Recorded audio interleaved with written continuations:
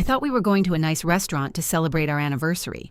I had no idea my husband had invited his entire family to witness him publicly berate me for gaining weight after having his children, or that his mother would stand up and applaud when he suggested I needed to work harder to look like I did when we met. The humiliation was complete, calculated, and performed in front of 40 strangers and everyone who mattered to him. What none of them knew was that I'd spent the previous 3 months quietly consulting with the best divorce attorney in the state, documenting every cruel comment, every financial control, every tiny cruelty he thought I was too broken to fight back against.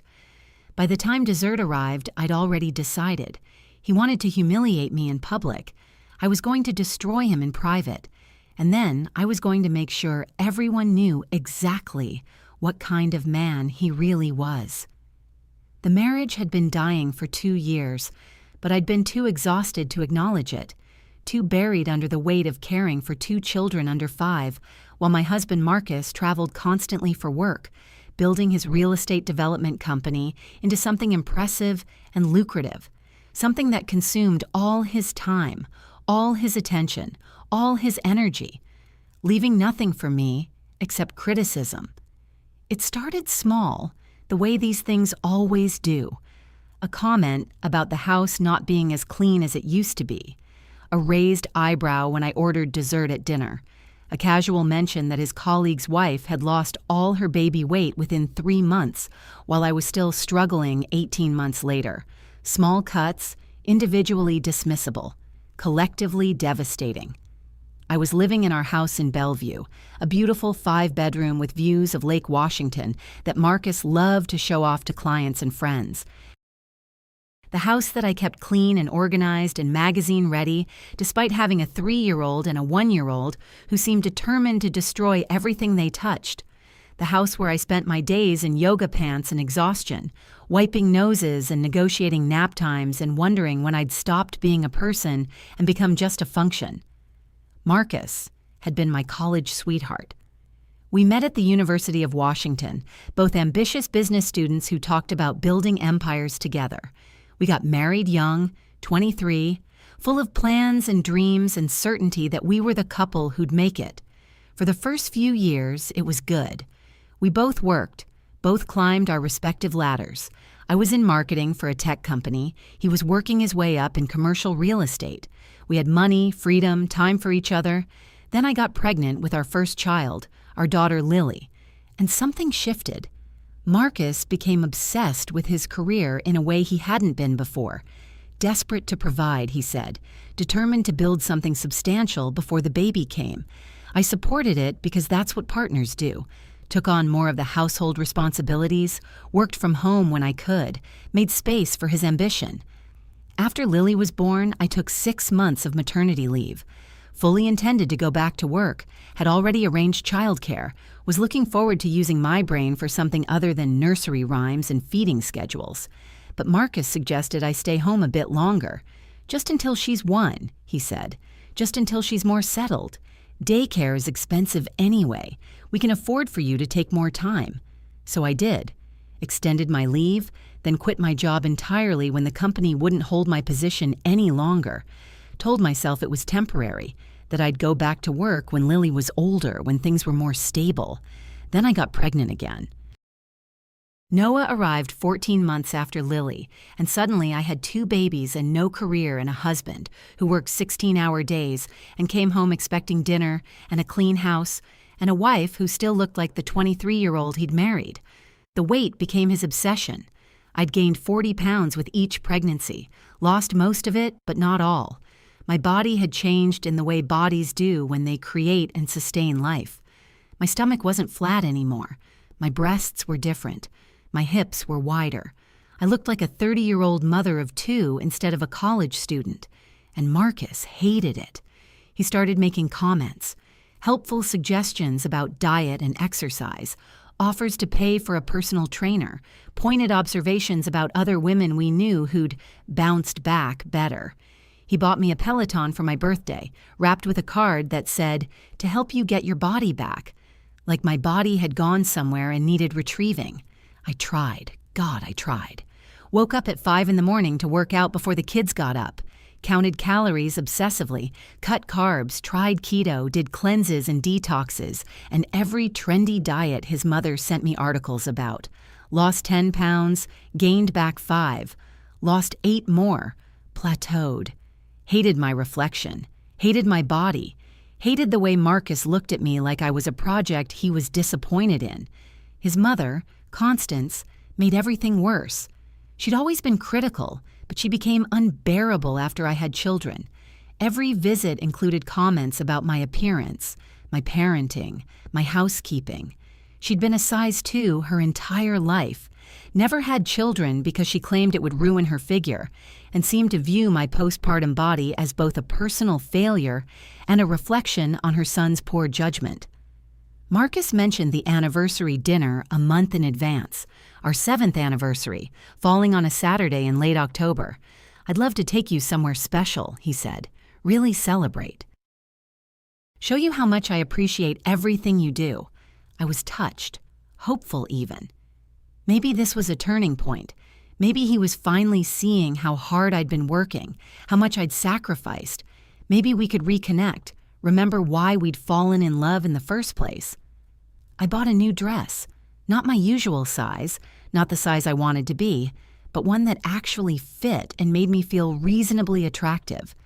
Deep blue, flattering cut, expensive enough that I felt guilty about the purchase, but justified it as an investment in my marriage. Got my hair done at a salon instead of just pulling it back in my usual ponytail. Hired a babysitter for the evening, a luxury we rarely indulged in. When Marcus came home to pick me up, he looked me over with an expression I couldn't quite read. "You look nice," he said. "Very nice. Is that a new dress?" I nodded, pleased he'd noticed. "It fits you well," he said. "Very flattering for your current size." The compliment soured immediately, but I swallowed my reaction, smiled, thanked him. Got in the car telling myself I was being oversensitive. We drove to Canlis, one of Seattle's most prestigious restaurants, the kind of place you go for special occasions, where reservations are made months in advance and the bill easily runs into 4 figures. I'd always wanted to go there, had mentioned it several times over the years. As we pulled up to the valet, I felt a flutter of genuine excitement. Maybe this evening would be what we needed. We walked in, and that's when I saw them, sitting at a long table in the private dining room, visible through the glass walls. Marcus's entire family, his mother, Constance, his father, Robert, his 2 brothers and their wives, his aunt and uncle, his business partner and his wife. 12 people total, all dressed up, all turning to look at us as we entered. "Surprise," Marcus said, his hand on my lower back propelling me forward. I invited everyone to help us celebrate. I thought it would be nice to have the whole family together. My stomach dropped. This wasn't a romantic anniversary dinner. This was a family gathering, and I was underdressed, unprepared, completely blindsided. Constance stood up as we approached the table, her arms outstretched in a greeting that felt more like a claiming. "Darling," she said to Marcus, kissing his cheek. "And Sarah, how lovely." She looked me over, her gaze lingering on my midsection in a way that made me want to disappear. "That's a pretty dress." Very forgiving. I sat down in the chair Marcus pulled out for me, directly across from his mother, and tried to compose myself. Around the table, everyone was chatting, ordering drinks, perusing menus, acting like this was normal. Like ambushing me at what I thought was an intimate anniversary dinner was a perfectly reasonable thing to do. The first course arrived, oysters and champagne. Constance proposed a toast. "To Marcus and Sarah," she said, raising her glass. 7 years of marriage, 2 beautiful children, so much to be proud of. Everyone drank. I sipped my champagne and tried to look happy. The conversation during the first course was relatively normal. Updates on the kids, Marcus's latest development project, his brother's promotion. I participated minimally, still off balance from the surprise, trying to figure out why Marcus had done this, why he'd lied about the evening's plans. The second course came. foie gras for most of the table. I ordered the salad because I'd been trying to be good, trying to avoid the comments I knew would come if I ordered something indulgent. That's when Marcus started. "So Sarah's been working really hard on her fitness," he announced to the table. "Haven't you, honey?" I looked up, confused. "I guess," I said. "She got up at 5 this morning to do a Peloton class," he continued. "Very dedicated." Constance nodded approvingly. "That's wonderful, dear. It's so important to take care of yourself, especially after children." "Yes," Marcus said, his voice taking on an edge I recognized. "It's been a journey, but she's committed. Aren't you, Sarah?" I didn't respond. Something in his tone told me this wasn't going where I thought it was going. "The thing is," Marcus continued, and now everyone at the table was paying attention. The conversation had focused entirely on us. "I think Sarah's been struggling with motivation lately. She's been a bit complacent." His brother's wife, Jennifer, looked uncomfortable. "Marcus, maybe this isn't the time." "No, it's fine," Marcus said. "We're all family, and I think it's important to be honest about these things. Sarah knows I love her, but I also think she needs to hear some hard truths." The table had gone quiet. Even the waiters seemed to sense something happening and were hovering at a distance. "Hard truths?" I said, my voice barely above a whisper. "About what?" "About taking care of yourself," Marcus said. "About making an effort. You used to care about how you looked. You used to make me proud to be seen with you. And now?" He gestured vaguely at me. "Now you've let yourself go." I felt like I'd been slapped. Around the table, reactions varied. His mother was nodding. His father looked uncomfortable but said nothing. His brothers and their wives were studying their plates. "What are you doing?" I asked Marcus. "We're at a restaurant. We're supposed to be celebrating our anniversary." "We are celebrating," Marcus said. "By being honest, by acknowledging that marriage takes work, that you can't just give up and expect your partner to be okay with it." "I haven't given up," I said, and I could hear my voice shaking. "I've had 2 children in 3 years. I take care of our house. I take care of them all day, every day while you work. I'm doing my best." "Your best isn't good enough," Marcus said flatly. "Look at you. Look at how you used to look." He pulled out his phone, swiped through his photos, held it up to show the table. It was a picture from our wedding. Me in my dress, size 4, young and happy and ignorant of what was coming. "This is the woman I married," he said. "And this," gesturing at me sitting there in my new dress that I'd felt good in 2 hours ago, "this is what I got instead." Constance actually applauded. "Oh, Marcus," she said, "I'm so glad you're finally saying something. I've been worried about this for months. Sarah needs to hear that she's let things slide, that she owes it to you to look like a wife you can be proud of." I stood up. My chair scraped loudly against the floor. Everyone in the restaurant was looking at us now. The carefully curated ambiance of Canlis disrupted by the domestic drama unfolding at table 12. "I'm leaving," I said. Marcus grabbed my wrist. "Sit down," he hissed. "You're making a scene." "You made the scene," I said, pulling my arm away. "You invited your entire family to watch you humiliate me. You stood up in a restaurant and told everyone I'm not good enough for you because I don't look like I did before I had your children. You think I'm the one making a scene?" "I'm telling the truth," Marcus said, his voice rising. "Someone needs to. You've gotten comfortable. You've stopped trying. You spend your days in yoga pants eating snacks with the kids and wondering why you can't lose weight. Maybe if you worked harder, made more of an effort, I wouldn't have to say these things." Every word landed like a physical blow. I looked around the table, waiting for someone to defend me, to tell Marcus he was out of line, to acknowledge that what he was doing was cruel and wrong. His father cleared his throat but said nothing. His brothers looked away. Jennifer, who I'd thought was my friend, studied her wine glass. Only his mother met my eyes, and what I saw there was vindication. She'd never thought I was good enough for her son. And now Marcus was publicly agreeing with her. I left. Walked out of that restaurant with as much dignity as I could muster. which wasn't much considering I was crying and shaking and completely destroyed. Left my coat, my purse, everything at the table. Just walked out into the October rain and started walking with no destination in mind. I heard Marcus call after me but didn't turn around. Heard his mother's voice saying to let me go, to let me calm down and think about what he'd said. I walked for blocks in the rain, my new dress getting soaked, my hair that I'd paid to have styled falling limp around my face. Eventually, I found myself at a bus stop and sat down on the bench, unable to walk any farther. A woman sitting there, elderly and kind-faced, offered me a tissue. "Boy trouble?" she asked. "Husband trouble," I said. "The worst kind," she said sympathetically. "Do you need help getting somewhere?" I realized I had no money, no phone, no way to get home, and I wasn't sure I wanted to go home anyway. The woman, whose name was Margaret, called me a lift on her phone and paid for it herself, gave me her number and told me to call if I needed help.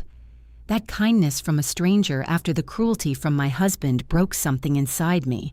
By the time I got back to my house in Bellevue, Marcus was already there. The babysitter looked confused and concerned as I came in soaking wet and crying. I paid her from the cash we kept in the kitchen, probably overpaid given my state, and sent her home. Then I went upstairs, locked myself in the guest room, and let myself completely fall apart. Marcus tried the door several times that night. "Sarah, come out. We need to talk about this." I said nothing. Let him talk to the locked door. Eventually he gave up, and I heard his footsteps retreat to our bedroom. I didn't sleep, lay awake all night staring at the ceiling, replaying every moment of that dinner, every cruel word, every person who'd witnessed my humiliation and said nothing. Every assumption Marcus had made about my worth being tied to my appearance. And somewhere around 3 a.m, something shifted. The devastation transformed into something harder, colder, more focused. He'd wanted to break me publicly, wanted to shame me into compliance, wanted me to shrink myself down into something acceptable to him and his horrible family. Instead, he'd shown me exactly who he was, and I was done. The next morning, I waited until Marcus left for work. He tried to talk to me before he left, standing outside the guest room door explaining that he'd only said those things because he cared, because he wanted me to be healthy, because honesty is important in marriage.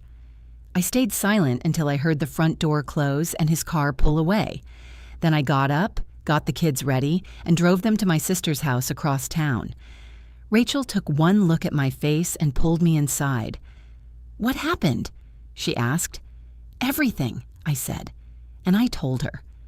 Rachel was furious. She wanted to call Marcus immediately, to scream at him, to post about what he'd done on every social media platform we had. But I stopped her. "Not yet," I said. "I need to be smart about this. I need to protect myself and the kids." That's when she suggested the lawyer, her friend's divorce attorney, a woman named Catherine Wright who had a reputation for being ruthlessly effective. Catherine could see me that afternoon.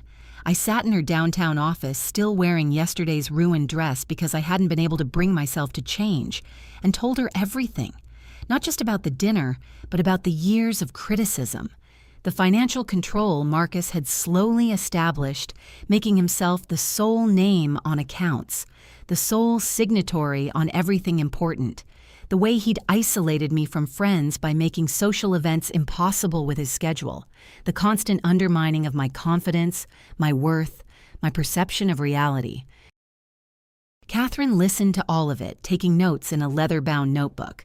When I finished, she looked at me with an expression of professional sympathy that somehow made me feel validated for the first time in years. "Sarah," she said, "what your husband did is not only cruel, it's strategic. Men like Marcus don't humiliate their wives publicly on a whim. They do it to establish dominance, to make you feel so worthless that you won't fight back when they ask for things. Has he mentioned divorce?" "Not yet," I said, "but I think it's coming." Catherine nodded. "Here's what I think is happening," she said. "Marcus wants out of the marriage, but he wants to leave it looking like the victim, like the put-upon husband whose wife let herself go. He's building a narrative where you're at fault, where he's justified in leaving, where he might even argue for custody because you're clearly not taking care of yourself, so how can you take care of children? The calculation of it took my breath away. You think this was all planned? I asked. I think men like Marcus don't do anything without a reason, Catherine said. And public humiliation serves several purposes. It makes you more likely to accept whatever settlement he offers because you're too destroyed to fight. It makes his family witnesses to your supposed failures so they'll support him in divorce proceedings. It establishes his narrative before you can establish yours. So what do? I asked. We build your case first, Catherine said. Before he even knows there's a case to build. We document everything, every account he's kept you off of, every asset in his name only, every cruel comment, every control tactic, every instance of emotional abuse. We find out exactly what the marital assets are and make sure you get your fair share. And then, when we're ready, we strike first. I hired her that day. Paid a retainer with a credit card Marcus didn't know I had, one I'd kept from before we were married and had been slowly adding money to over the past year. Some instinct for self-preservation I hadn't even known I was following. Over the next 3 months, while Marcus thought I was cowed and compliant, I was building a case. Catherine had a forensic accountant go through our finances, discovering that Marcus had been systematically hiding money in accounts I didn't know about, had been inflating his expenses and deflating his income on the financial disclosures he'd been giving me. We documented his travel, found evidence of an affair he'd been conducting with a colleague for the past 8 months, found emails where he'd discussed leaving me but wanted to wait until he'd secured financing for his next development project, so I couldn't claim any of it in divorce proceedings. Everything Catherine had suspected was true. Marcus wasn't just cruel. He was calculated, and he'd been planning to leave me destitute and destroyed, timing it all to his maximum advantage. We gathered evidence of the emotional abuse. I started keeping a journal, documenting every criticism, every cruel comment, every instance of him making me feel worthless.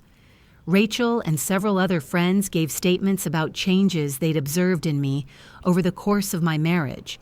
The babysitter provided information about times Marcus had berated me in front of her.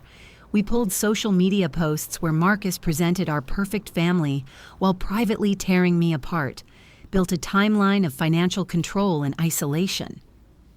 3 months after the anniversary dinner, Catherine called me into her office. "We're ready," she said. "We have everything we need. How do you want to do this?" I thought about that dinner, about standing in front of 40 strangers and his entire family while he cataloged my failures, about the applause from his mother, about walking out in the rain with nowhere to go and no one to defend me. "I want to hit him where it hurts most," I said. "His reputation, his money, his control." Catherine smiled. It wasn't a nice smile. "Then let's make sure he never sees this coming." We filed for divorce on a Tuesday morning. Not just filed, but filed with a comprehensive petition that detailed all the hidden assets, the financial abuse, the extramarital affair, and a request for full custody with supervised visitation for Marcus based on emotional abuse of the children's mother in their presence.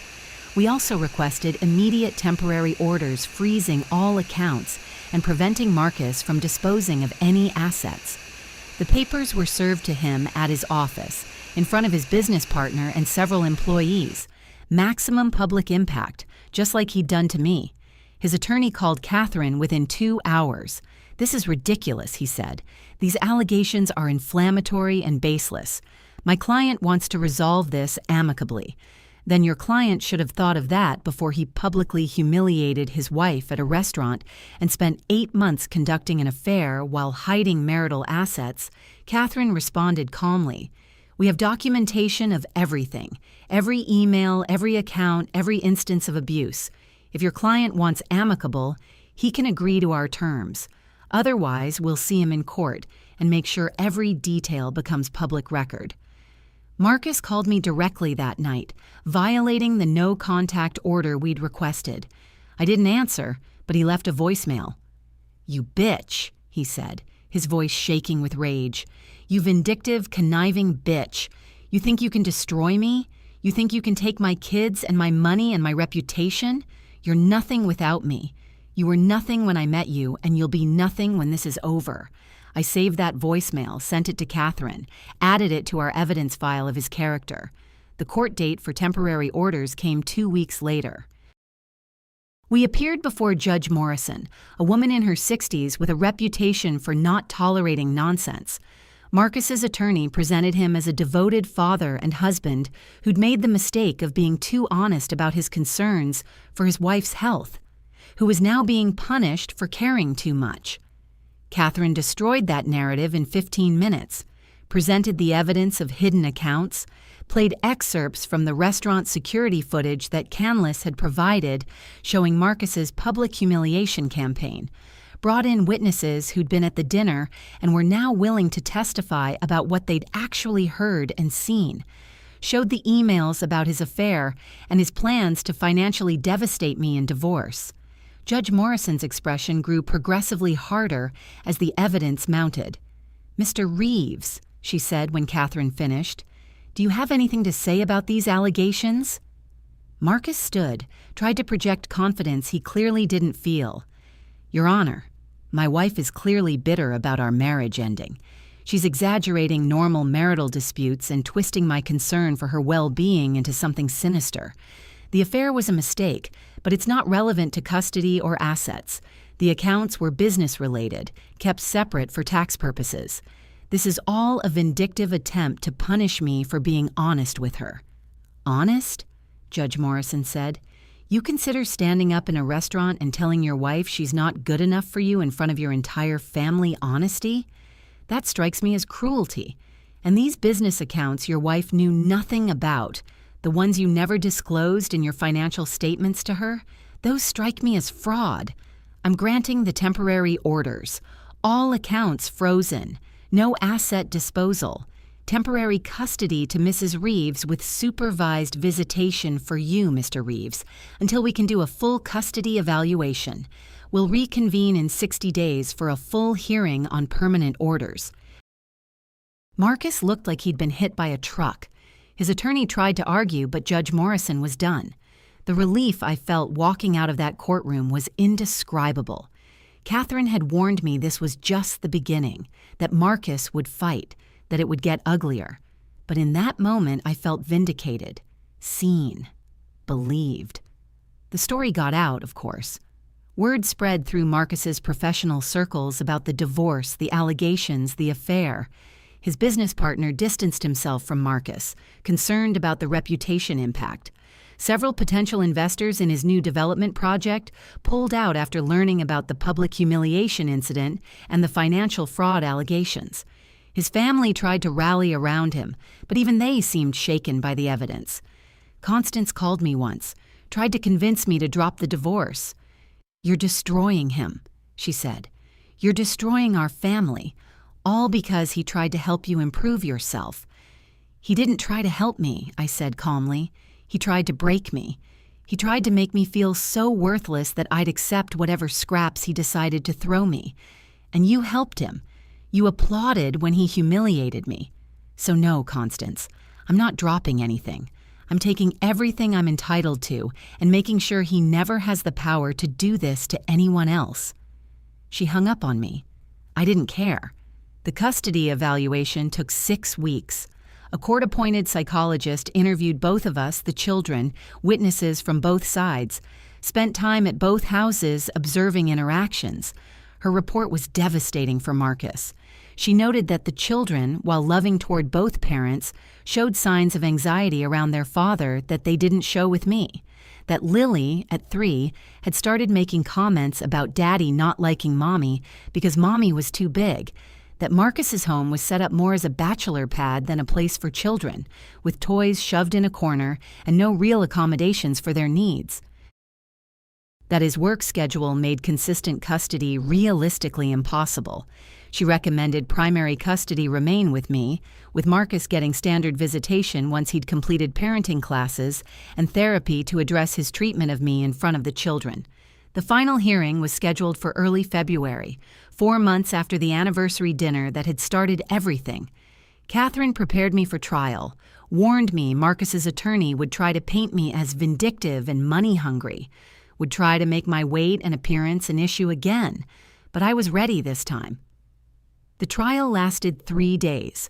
Marcus's attorney did exactly what Catherine predicted, tried to argue that I was an unfit mother who'd neglected my health and appearance, that Marcus's comments had been legitimate concern twisted into abuse allegations, tried to claim the hidden accounts were standard business practice and I was simply financially unsophisticated.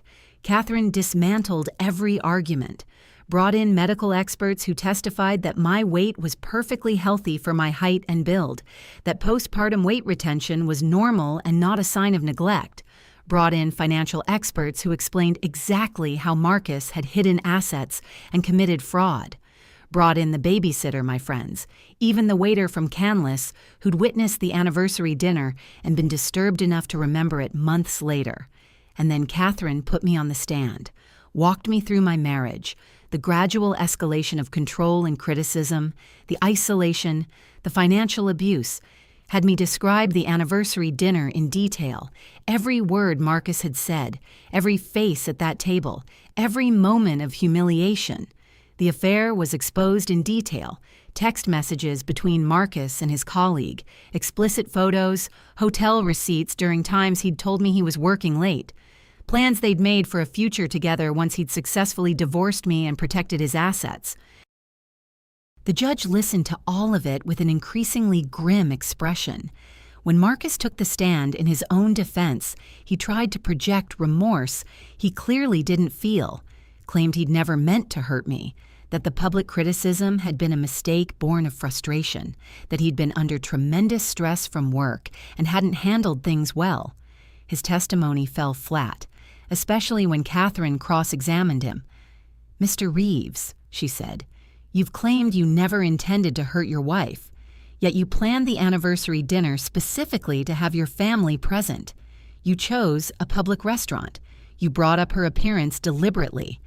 That doesn't sound like an accidental outburst, does it?" "I was trying to motivate her," Marcus said. "Sometimes people need tough love." "And humiliating her in front of 40 people is tough love?" Catherine asked. "No," Marcus said, his composure cracking. "I mean, I thought if she heard it from people who cared about her, she'd take it more seriously." Catherine pulled out her phone, played the voicemail Marcus had left me. His voice filled the courtroom, calling me a bitch, threatening me, revealing exactly what he thought of me when he wasn't performing for a judge. "Is that tough love too, Mr. Reeves?" Catherine asked. "Or is that what you really think of your wife?" Marcus had no good answer. The judge's ruling came 2 days later. She granted me primary custody with Marcus getting every other weekend and 1 evening per week. She awarded me the house, half of all marital assets including the previously hidden accounts, and a substantial amount of spousal support based on my lost career opportunities while raising his children. She also required Marcus to pay my legal fees, which had grown substantial over the months of litigation. The total financial impact was devastating for him. His new development project had to be scaled back because he no longer had access to the funds he'd been counting on. His business partnership dissolved because the partner didn't trust him anymore. His reputation in Seattle's real estate community was permanently damaged. Some of his clients left, uncomfortable working with someone who'd publicly abused his wife. Constance tried one more time to reach out after the judgment, sent me a letter claiming I'd ruined her son's life, that I should be ashamed of myself for being so vindictive, that my children would suffer from growing up without their father in their lives full time. I wrote back, the only communication I sent to any of them. "Constance," I said, "your son didn't ruin his life when I filed for divorce. He ruined it when he decided that publicly humiliating me was an acceptable way to handle his dissatisfaction, when he conducted an affair and hid money and planned to leave me destitute, when he valued my appearance more than my humanity. I didn't do this to him. He did this to himself. And my children will be better off growing up with a mother who taught them that no one, not even someone who claims to love you, has the right to treat you as less than human. I never heard from her again. 6 months after the divorce was finalized, I was standing in my kitchen. The kitchen Marcus used to complain wasn't clean enough, making breakfast for my kids. Lily was 4 now. Noah was 2. They were happy, secure, thriving. I'd started working again, part-time consulting and marketing, slowly rebuilding the career I'd set aside, slowly rebuilding myself. I'd gained 5 more pounds since the divorce, and I'd never felt better about my body, because I'd learned something crucial. My worth had never been tied to my weight. My value had never been determined by whether I fit into my wedding dress or met Marcus's standards. I was enough, had always been enough. The only person who'd needed to change was him. And when he couldn't, when he'd chosen cruelty instead of growth, I'd chosen myself.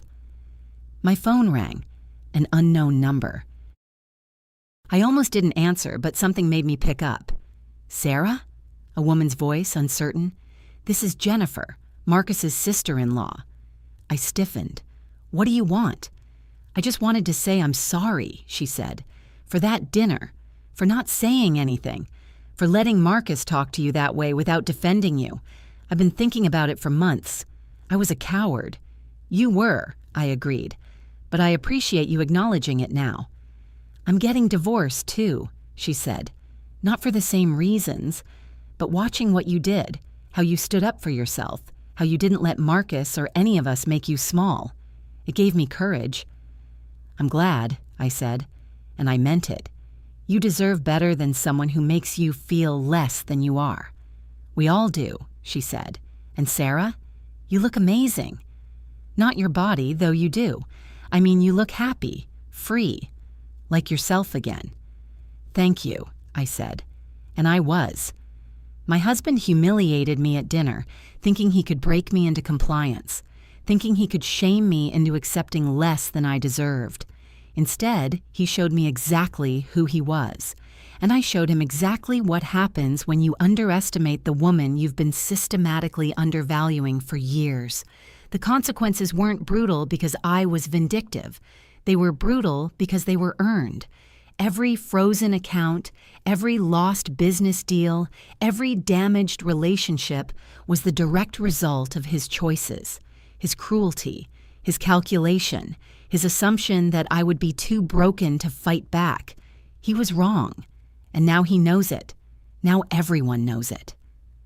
I finished making breakfast, called the kids to the table, watched them eat their waffles and argue about who got the last strawberry. My beautiful, perfect children who would grow up knowing that love shouldn't hurt, that respect isn't negotiable, that standing up for yourself, even when it's hard, even when it costs you, is always worth it. The doorbell rang. I opened it to find a delivery, a massive bouquet of flowers with no card. For a moment, I thought they might be from Marcus, some attempt at reconciliation or manipulation, but the delivery person explained they were from Catherine, my attorney. The card inside read simply, "You did it. You saved yourself. I'm proud of you." I put the flowers in a vase on my kitchen table where I could see them every day, a reminder that I wasn't a victim of Marcus's cruelty.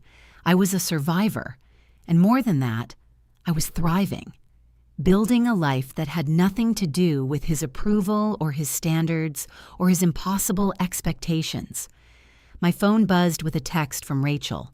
"Coffee this week? Want to hear about your date last night?" I smiled. Yes, I'd started dating again. Nothing serious yet, just testing the waters, learning what it felt like to be seen by someone who valued me for who I was rather than what I looked like. Learning to trust again, learning to believe I deserved kindness. It was terrifying and exhilarating in equal measure. I texted back, "Definitely. Thursday?" Outside, rain was falling on Seattle, the same rain that had fallen the night I walked out of Canlis, destroyed and humiliated. But now when I looked at the rain, I didn't see that night. I saw growth, renewal. the washing away of everything that no longer served me.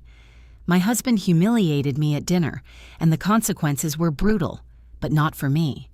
For me, that dinner was the beginning.